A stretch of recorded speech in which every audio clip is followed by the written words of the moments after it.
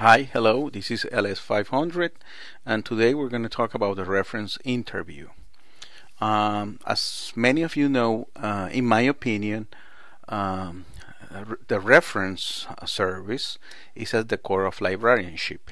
And when we look into the reference service, I think the most important aspect of it is the reference interview, because we won't be able to get the pertinent and relevant information to address our users' information needs if we don't go through the process of interviewing the patron.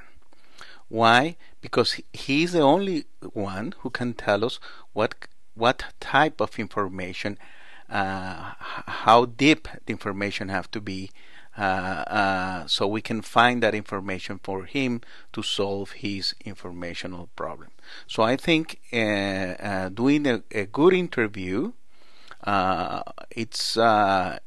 makes for a large part of the success of the reference transaction. So when we do the interview, we have to be very careful, and we have to make our best effort to understand what the information needs of the patrons is, what are.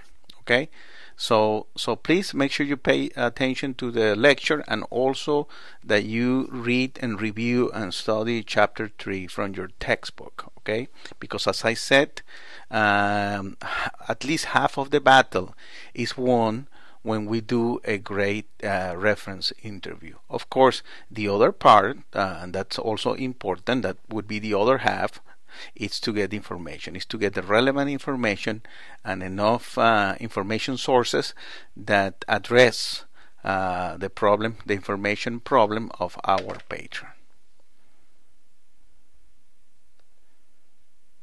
Okay, these are, I guess, essential skills that we have to have in order to be successful at doing a reference interview.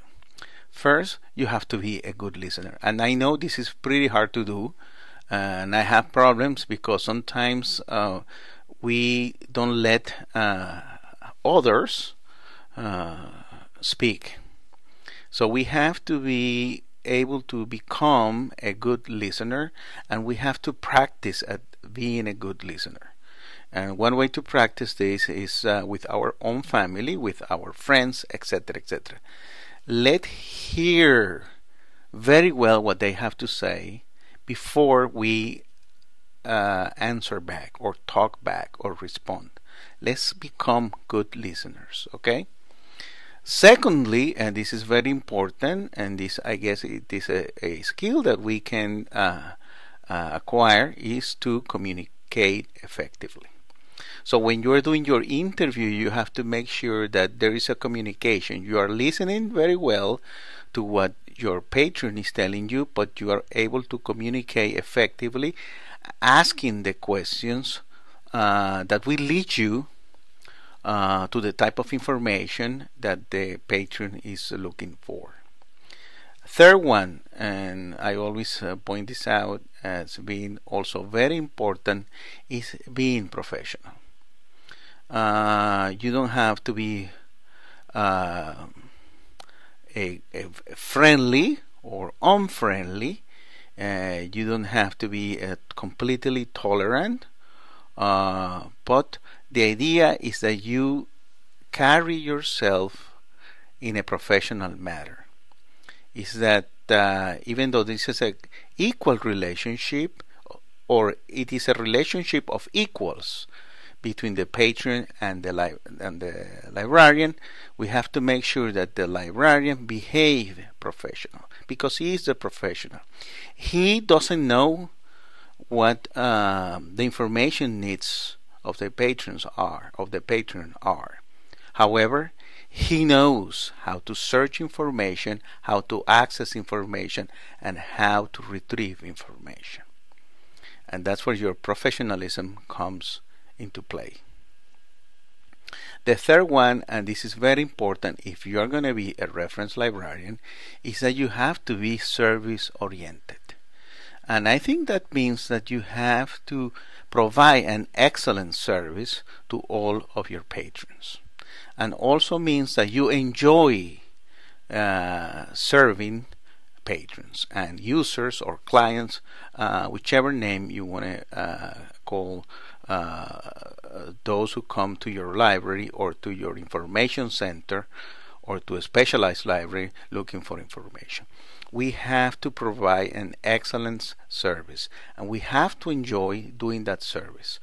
I have heard and I have witnessed many public librarians and academic librarians who don't like actually to service their communities. And so I wonder, why are they doing a reference? They could do other things in the library. They could be indexing, or they could do abstracts, or they could be in other technical functions such as cataloging or acquisition, etc., etc., etc. But to do reference, you have to make sure that you enjoy helping other people. Okay, that's something that you really enjoy, looking for information that probably it doesn't interest you because it may not be your subject of interest. However, it interests you because you enjoy searching, accessing, and retrieving information, even if it's for others. Okay, so make sure you like to do this type of job if you want to be a reference librarian, if you want to deal with people. And especially if you're in public libraries or academic libraries. I don't have any experience working in public libraries, though I have been a client or a patron in many public libraries, and most of the times I have gotten a good service, but sometimes I have got a pretty bad service. Okay, because I feel that the librarian really doesn't want to help. I go with my daughter many times to visit public libraries, and we go to the children collection, and we have found fabulous librarians. Other times the experience hasn't been so successful. So make sure that if you're doing reference, you are a service-oriented person, okay, and that you enjoy what you're doing. The same thing in academic libraries, okay. Academic libraries are also very demanding because you may have many students asking the same questions over and over again because they have to do an assignment for a professor, for example. So you got to be prepared to answer the questions, or to search for the information, or to help the student acquire the information that she or he needs with the same level of service from the first one till the last one. So you have to remember that. And I know that sometimes it's not easy because we also have our own problems. Okay, so let's try to work on that. Of course, you have to be courteous with everybody in your life, and that's part of being professional, and that's part of being service oriented too. Very important, and I always like to make emphasis on this: know who you are, meaning that know what your strengths are and what your limitations are. Your strength, you may be a very good searcher, you may know a subject very well, let's say social science or humanities. You may know the sources, electronic sources, etc. But you may have some limitations, and limitations mean that probably the question that you are being asked, or the question that, or the information need of your patron falls out of your comfort zone, because you don't know much about the subject, or you feel that you have some limitations because of your worldview. Okay, so if you know who you are, you are ready. I think you are better equipped to help the patron, providing an excellent service. If you know you have some limitations because you don't know much about the subject, or you don't know well the electronic databases that you're searching on, it's always better to look for somebody in the staff that is better equipped than you to provide the best service to your patron, to the patron. Okay, so we always, and I know this is not easy, but let's think about ourselves. Let's think about our limitations too. Okay. Because we are not perfect. I know, I understand that very well. I don't feel the same way every day.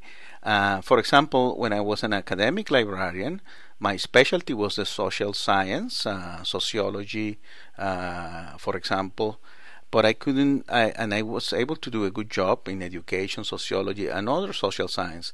But when it came to the natural science, to physics or chemistry or math, I wasn't doing a pretty good job, so I have to ask for help, especially if the question came from a faculty member. Okay, so I couldn't be of much help because I didn't know the sources very well. So what they do usually in large academic settings is that you become a specialist. Okay, you have to become a specialist in one area, or in one domain. Not probably one discipline, that would be too much, but in one area. You may be a social science librarian or a humanities librarian, or there are some specialty areas such as music. For example, I couldn't ever contemplate to do a reference interview on music. Okay, because even though I like to play the guitar and I like to listen to music, I have not have any first-hand experience on searching for music sources. The same with art. I like to paint, I like to look at art, but I don't have any experience as a professional librarian searching and accessing art sources. So we have to know our limitations. And that ties to the next one. If you know your strength and you know your limitations and you behave professional, then you can have confidence. You are confident in what you're doing because you know you are providing an excellent service. Another important thing, and this is very important too, is you have to know your collection. You have to know your information sources. If you're looking into electronic searching, you have to be very proficient. So the client or the patron can see that you know very well what you're doing. You know how to search, okay? Because you are the professional. And I teach an online retrieval class, I think it's LS500, where we teach how to search electronic databases. And there are I wouldn't call it some tricks, but there are some skills that we have to acquire. And one of those skills is understanding how a database, an academic database, is set up. What are the searchable fields, what fields are indexed, etc., etc. So we can be very proficient at searching. I think later in the semester we'll have a lecture on searching electronic resources, and if we don't, I'll make one or I'll post one that I may have done before, because I think it's in today's digital environment, it's very important that we know how to search, access, and retrieve information. And that means not only doing electronic search on Google. Okay, I know and I have seen that many librarians, many professional librarians, love to use Google, and that is fine. I have nothing against Google at all. But there is a big difference when you're searching for academic information using Google or using an academic database. There is a big difference because, as we all know, a peer review paper has gone through a process of reviewing and a process of by peers. That's why it's called a peer review process before it is published. In the open internet, anybody can publish anything, and we have to make sure, and I think it is one of the functions of the modern modern librarian, to select the best sources for your patron, or at least to point out professionally why do you consider a source better than another one. So if we don't do that, we are not behaving professionally, because anybody can search Google. That doesn't take to have a master's degree to search Google. Anybody can do it. But if you're a professional, you can go into Google, but you can also search other sources. So please make sure that wherever you're working, it may be a public academic school or a specialized library or an information center, you know very well what your holdings are, that of course you have a representation of them in your catalog, and see what databases are available, how to use them, how to search in them, how to combine searchable fields using Boolean operators or using the index. I'm sure that you are well aware that every database, almost every database, I would say all of them, have indexes, and sometimes with the help of the index, we get to the most relevant and most pertinent information. So make sure, and this is my advice, that you know very well your collection and you know very well your information sources. And here again we have something that I just mentioned, and I won't stop here anymore, that you have to know your limitations. Knowing your limitations makes you a better librarian, and it makes you a better person too. Okay, we are not perfect. So what is the objective? Well, in terms of the reference librarian, the objective of the interview is understanding of the user's questions as a means to meet the user's information need. So we have to understand the question if we want to help the user, if we want to find the information sources, if we want to lead the user in the right direction. And the user, because this is a transaction between two people, two intelligent people, the objective of the user is to have the librarian understand and meet the information need. So a reference transaction is a successful knowledge building experience to both the user and the librarian. So it has to be a successful transaction, has to be a win-win situation for the user that was able to express her or his information need, and for the librarian that was able to address the information needs of the user. Okay, so when we talk about a reference transaction and the reference interview, we have to take into consideration that there are at least two people involved. Okay, these are the guidelines that I would like you to review, and you can go to the website. And this is a guidelines for behavioral performance for reference and information service providers. And it is very important that we understand, that we read, that we review and study the guidelines. The first one is approachability. Establishes a reference presence wherever patrons look for it. This includes having reference services in a highly visible location. That's very important. And using proper signature. So so it can be in the physical location or it can be in the website, but it has to be in a place that is highly visible and indicates location, hours, availability of in-person and remote help or assistance. So because remember, we can do also digital reference. We can do reference by telephone, and in the old times, and I think still being done, we can do reference by snail mail, or by letters, so, or by email too. So we may use electronic means, or we may use printed means, or we may use a phone line, but still reference is reference. Is poised and ready to engage approaching patrons. The librarian is aware of the need to stop all other activities when patrons approach and focus attention on the patron needs. And this is very important.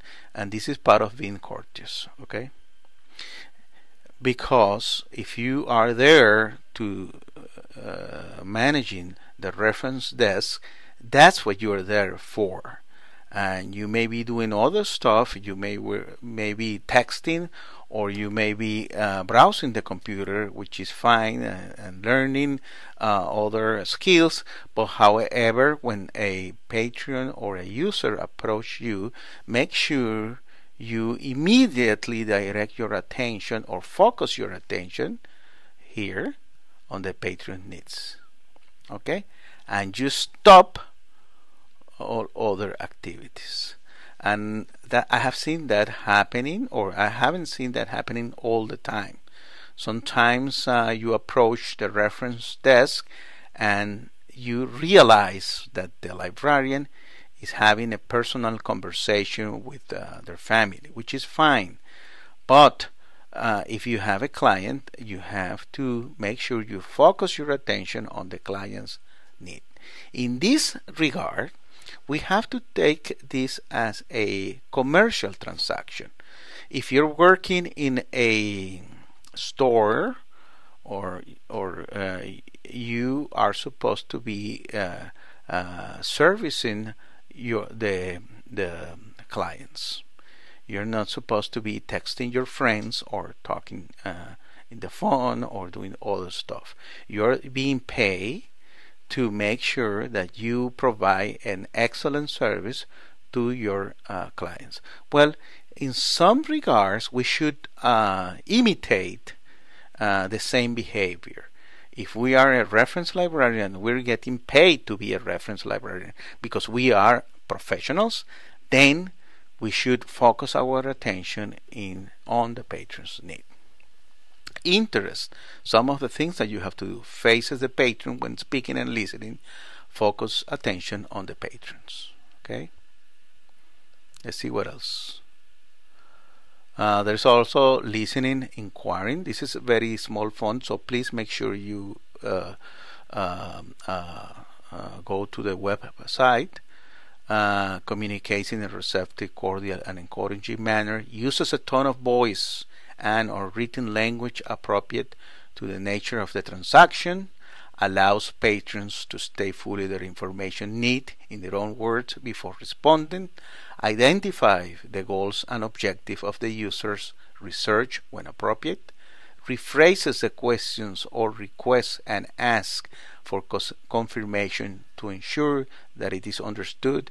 And this is very, very important because, as I said at the beginning, at least this is half of the battle. To make sure that you understand what the patron is looking for. Because if you don't understand, you won't be able to help the patron. It's like a doctor. You go to visit the doctor, and you have to tell the doctor what your symptoms are, and he has to ask you questions to make sure that he understands what you're feeling, and he can make the right diagnostic. Well, the same thing applies to a librarian. We have to make sure that we understand what the information needs of the patrons are, so we can help the patron get to the information sources. Okay? You have to use open-ended questions, techniques to encourage patrons to expand on the request or present additional information. And here we have some examples. Tell me more about your topic. What information can you give me? How much information do you need?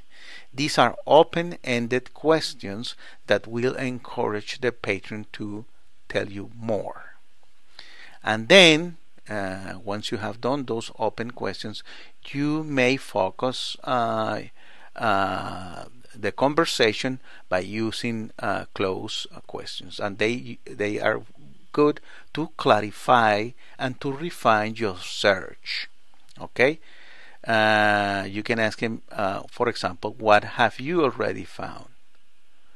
What type of information do you need? Do you need books? Do you need articles? Do you need current information from newspapers, etc.? These are clarifying and closed questions. Do you need current or historical information, etc., etc.? So you may use a combination of open-ended and closed questions. Normally, you would use the open questions first, and then you will use closed questions because then you are trying to narrow the topic. So you go for open-ended questions at the beginning, and then you start to focus on the information needs.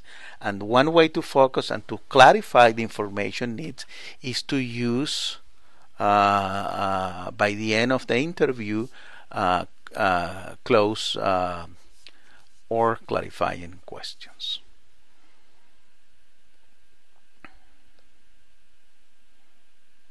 Searching.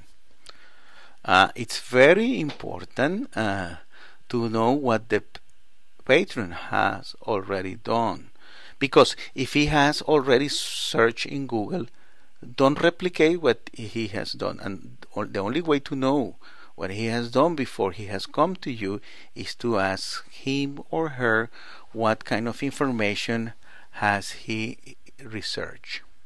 Okay, so that's very, very important. Okay, and here we have some guidelines.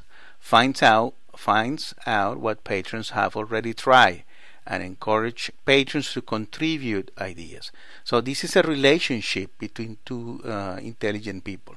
So he has to contribute with ideas for you to do a better search. Then construct a competent and complete search strategy. This involves selecting search terms that are most related to the information desired, verifying spelling and other possible factual errors in the original query, identifying sources appropriate to the patron's need that have the highest probability of containing information relevant to the patron's query. Okay? I'm not going to read everything, but make sure you review this PowerPoint or go to the website and review the guidelines there. Follow up, and this is very important. The follow-up is so important that if you carry out the follow-up every time, you will always have a positive transaction. And that's the idea. Never to have a negative transaction, always to have a positive transaction. And you make that possible if you do a follow-up. And one of the things that you can do in your follow-up are ask patrons if their questions have been completely answered, encourages the patron to return if they have further questions. That way you never end with a negative transaction, because you always tell the patron, please come back if you need more help. And not only you will try something else, but you may ask another librarian to help you out. Okay? And this is what I was talking. 5.4 is consult other librarians or experts in the field when additional subject expertise is needed, and make arrangements when appropriate with a patron to research a question even after the reference transaction has been completed. And one way for not ending with a negative transaction, if you cannot help the patron, is to make an appointment with another librarian who has more expertise than you. So I don't accept negative transactions because there is always a way to make that transaction that seems impossible or seems negative to turn into a positive experience, into a positive transaction. And one way to do that is to, if you are not able to help the patron because of your limitations, then you make sure that you make an appointment with another librarian that you know has the strength to help your patron. So every transaction that seems a negative have to become a positive transaction. Okay.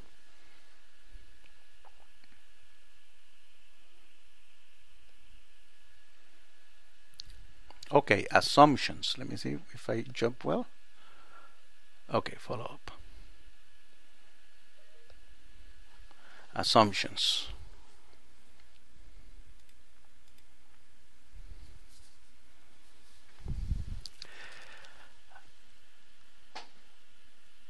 Reference interaction. Dialogue, conversation.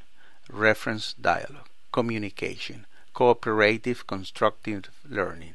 Partnership. Two of us are in this together, and co-responsibility, the fiduciary model. In the prior lecture, we talked about the different models, and one model that I like is the fiduciary model. Okay, so what are the assumptions? Well, there is the reference interaction. That's the first assumption. Okay, and when we talk about a reference transaction, what we are dealing with in the core of the reference transaction is the interaction between two intelligent people. Like I said, it's a communication process. Okay, it's a conversation where you ask open-ended questions, and then you focus on the question itself, and you use clarifying and close questions. Okay, that becomes a dialogue and a conversation, because the idea here, as we said before, is the main assumption is that you have to solve you have to help solve the information problems of the patron, but the patron have to communicate what the information needs are. That's the only way to get to a successful conclusion, to a positive transaction. You have to understand what the patron needs. Okay, and the only way to understand this is through a dialogue and to a conversation. So a dialogue, a conversation, of course, it's a general name, but we use the reference dialogue, and the reference dialogue means using open-ended questions and closed questions. So this is a process. This is a communication process. Okay. This has to do, of course, with the fiduciary model. This is about cooperation, and this is about constructive learning. Constructive learning means what it means is that you are building knowledge and information together. This is a two-way process. It's not one-way process that we're carrying out. It is we are learning as we do the communication process. Okay, so it's a two-way process where learning and knowledge is being constructed as we maintain the reference dialogue with the patron. Okay, so this is very, very important. It's a constructive learning. It's a constructive learning, and constructive learning is a process. And it's a process between two people, the patron and the reference librarian. And it's a process of learning. You don't know what at the beginning, when somebody sits down or goes to the reference desk, you don't know what the reference question will be. So, but you will be learning that the information needs of the patron as soon as the communication starts. That's why it is called a constructive learning. Okay? Remember that this is a partnership, and you and the patron are together in this process. This is not your responsibility alone, and it's not the responsibility alone of the user. We share responsibility here. We are trying to solve an information problem, and we are both responsible to have a positive transaction. That's what we call co-responsibility, and that's what it is, the fiduciary model. So make sure you understand that. The reference librarian. This is assumptions about the reference librarian. Okay. We assume that the knowledge and the professional expertise is on the side of the reference librarian. We assume that he has a professional demeanor and he conducts himself or herself professional. We assume that he knows the collections. We assume that he or she knows the information sources available. We assume that she or he knows how to use the technologies, and we assume that she or he knows and he can search very proficiently. He knows the searching techniques. Okay, this is an assumption because you are the professional. And from the side of the user is that he brings the information need. Okay, he knows what he's looking for, knows the purpose and the use of the information. In other words, the user knows that she's going to use that information to do a homework, or she just want to carry out something that she needs the information for, etc. She's going to do a research paper, or she just want to know about what book to read this summer, etc. But she knows the purpose and how the information is going to be used. Then the user decides if the information provided is sufficient, accurate, and relevant to the needs. And that's the responsibility of the user.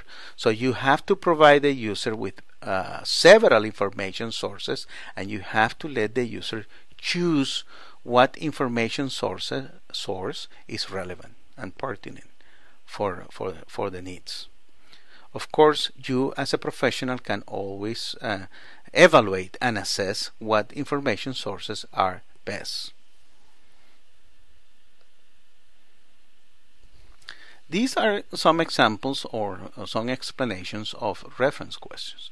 There are directional questions, and this is, when you're in the referencing desks, you may get some questions like, how do I get a library card? Where is the restroom? At what time is the library closing? At what time does it open? Is it open on Sunday? These are directional questions. Ready reference questions. How many countries are there in Europe? Who is the president of Chile? Who is the president of China? Etc. These are ready reference questions. Then we have reference questions, and they get a little bit more complex. And you take several steps to answer. And then we have the research question. They even take more time, and they may need the help of a subject librarian. Like I said, research questions are mostly take place in academic libraries and specialized libraries. Not so much in public libraries, though you may get some research questions in public libraries too. But the ideal setting for a research question is the academic library, and there you will have to have subject specialists. Okay, and this is very important, and I used to do that all the time.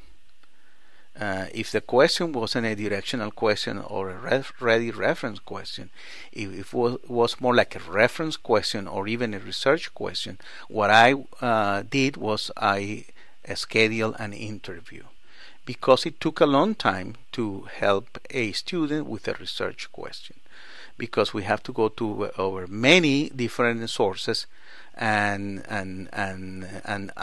formats too, and containers. So it took longer, and probably you have to have a special time with a student or with a professor to sit down in your office or at the reference desk and take 2 or 3 hours or even more. Sometimes what I did was I did a partial interview, not in-depth interview, or ask the person or the student or the scholar or the professor to send me a email.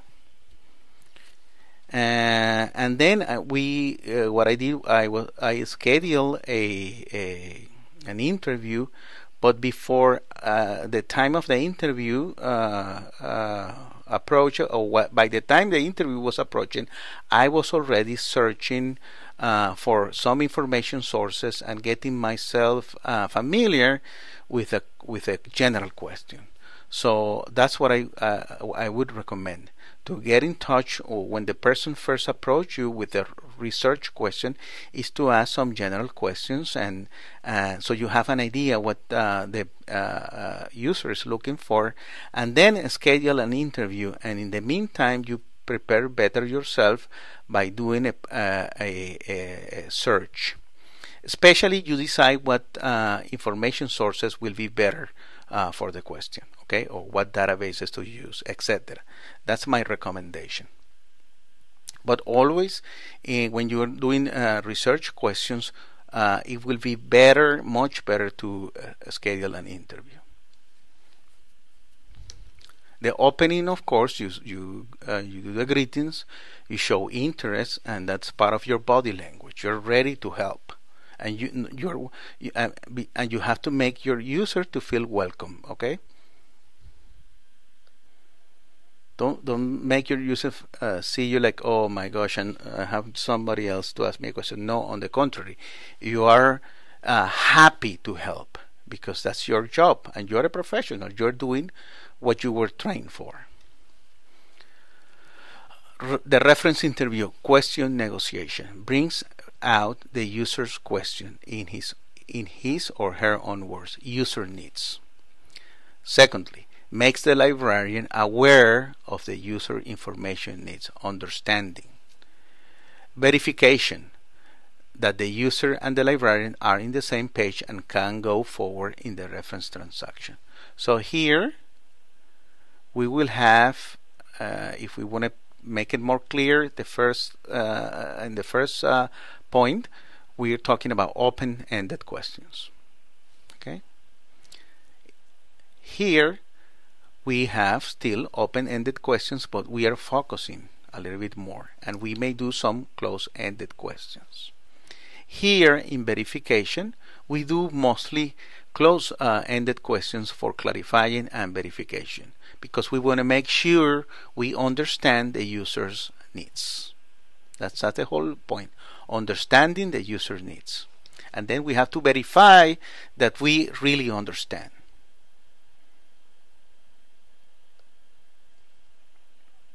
Open questions are those looking for full, meaningful, and long answers. They offer the user the opportunity to explain in his or her own words the information need. Recommendations: open questions might start with how, what, can you describe, tell me.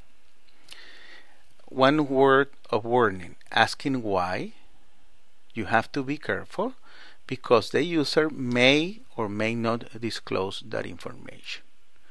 So be careful. The user may be willing or not to tell you the purpose or use of the information gathering process. He may or she may want to keep that confidential, and probably don't want to tell you if it has to do with a personal question. Let's say somebody's researching about a disease.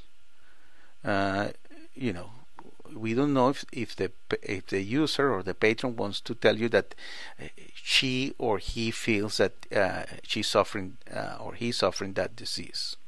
So make sure I would be very careful to ask, why do you need that information for?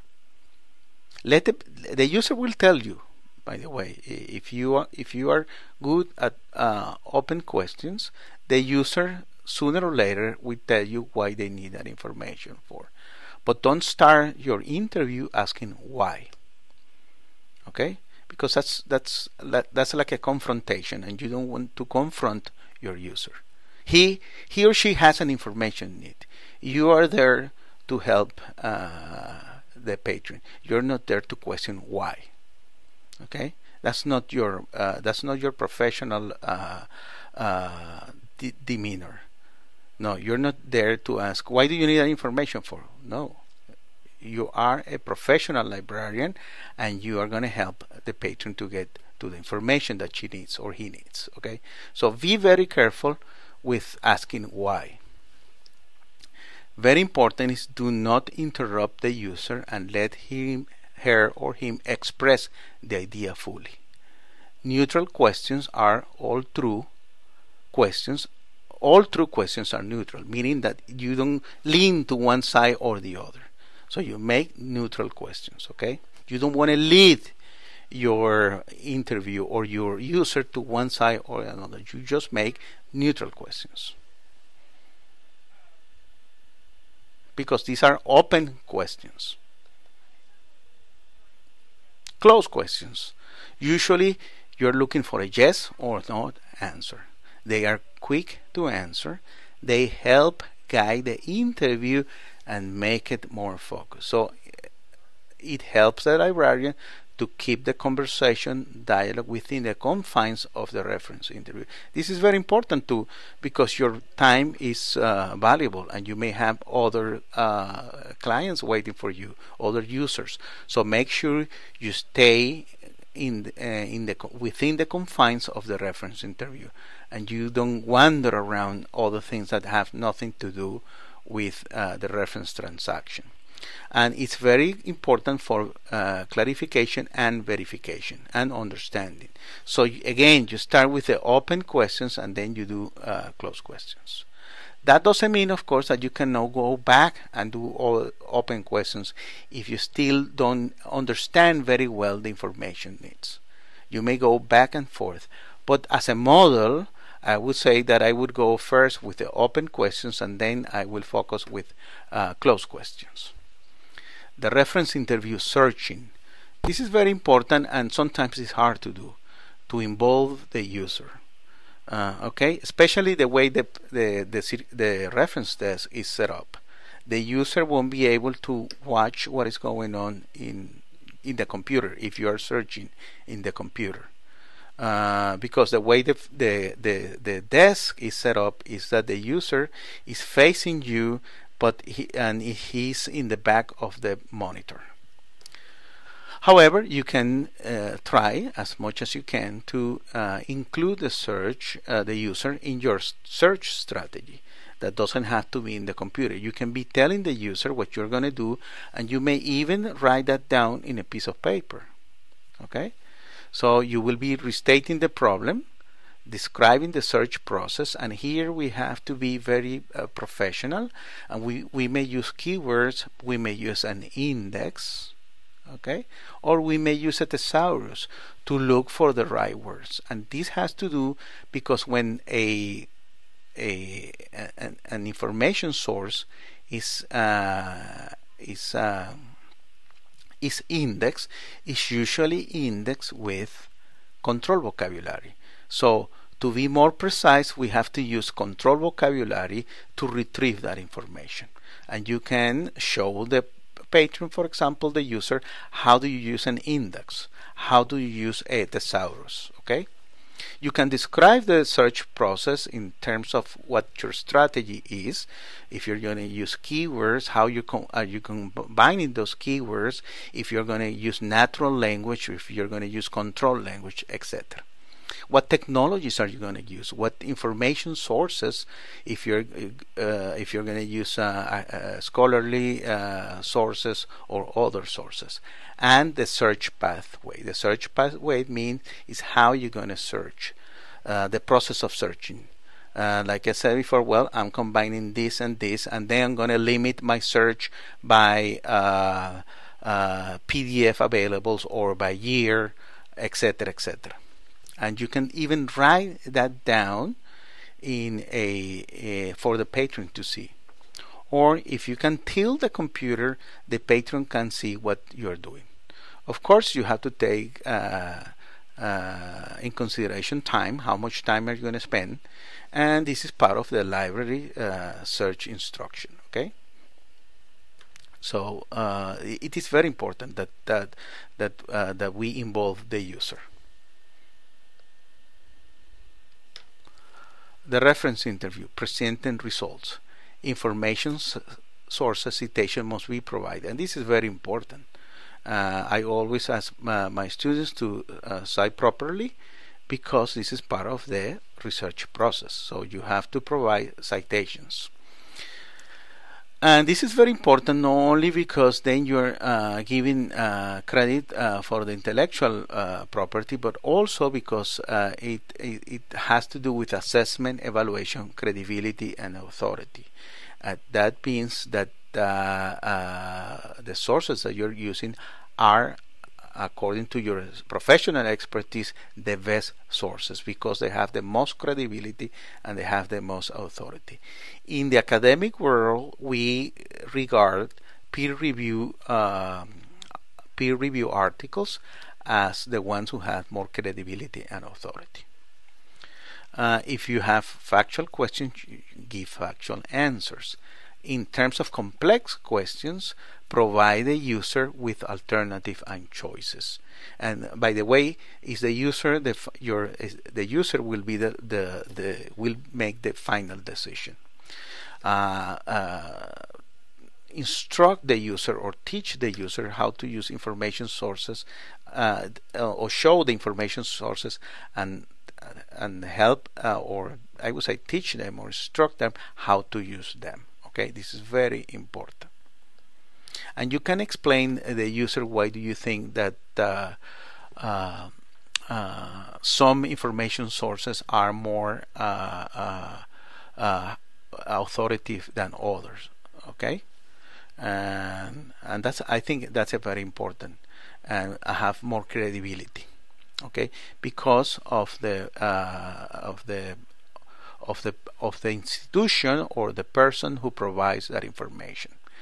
It's not the same to get a Google, and get a website which you don't know who is or what institution or who is publishing that information, that getting a peer review article. A peer review article has more authority and credibility. Okay, so you can explain that to the user. Okay. Referral, this is very important. This is very important because you don't want to have a negative transaction.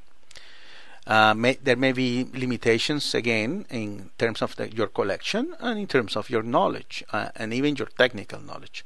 So you refer the user to another professional, but make sure by phone or email that the user will find the help that he or she needs. Okay, and what you're going to do, if you can schedule an interview for the user. So you have that will assure that you're not having a negative transaction.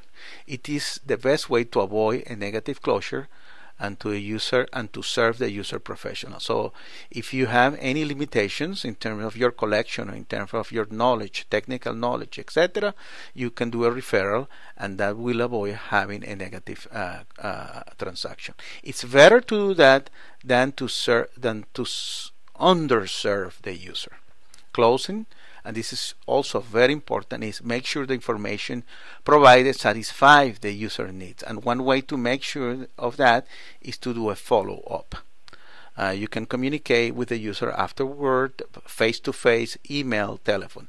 When I was working in the library as an academic librarian, I used to use email to do a follow-up, to make sure that my user didn't need more information, or the information was relevant and was useful, or I would visit the professor in his office and ask him if he was satisfied with the transaction and if he or she needed more information. Things that we have to avoid in terms of negative closure: librarian did not provide a referral, the interview didn't go well, there were communication issues, interpersonal issues. Of course, they never can be, sometimes they cannot be avoided. That's why if we have some difficulty dealing with a user, we may do a referral. Okay. Other factors, time. If you don't have time, it's almost closing time. You just want to get out home. You have too much work and you have to do many things. Or if all of a sudden you cannot access the internet and you cannot get into your database or into your catalog, that will make for a negative closure. However, the best way to deal with this situation is either doing a referral or doing an appointment for another time.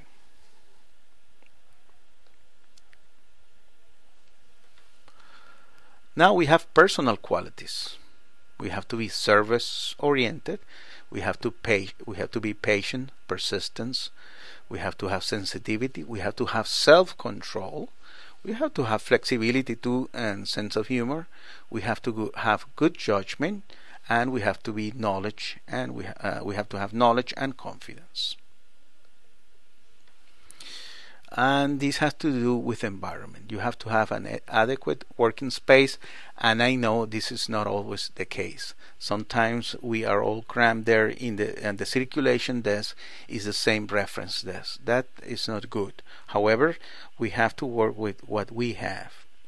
And also, of course, being part of the library staff, we can talk to the director of the library and see if we can have one space to do proper reference.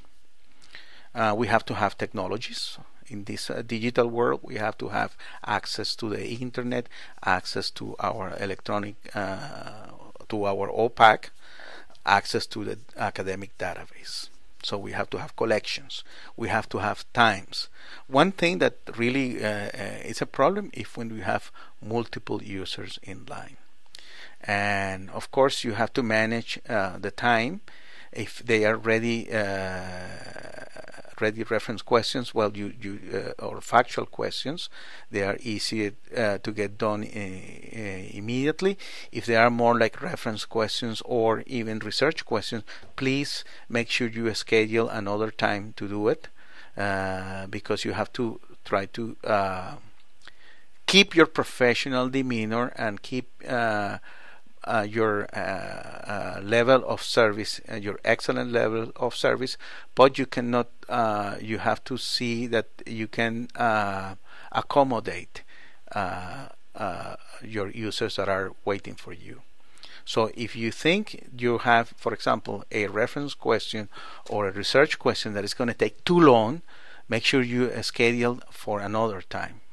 And you may say, well, why don't you come this afternoon, and I will spend as long as it takes for me to help you out, and then you service the next user. Okay. And this has to do, of course, with the policies and procedures in your library. Okay, so make sure you know what is expected from you, what is written in your job site in terms of the policies and procedure. Okay, and the discussion, please make sure you make the discussion, and this is a written discussion that we'll carry out every week in D12. Alrighty, thank you so much for listening to me.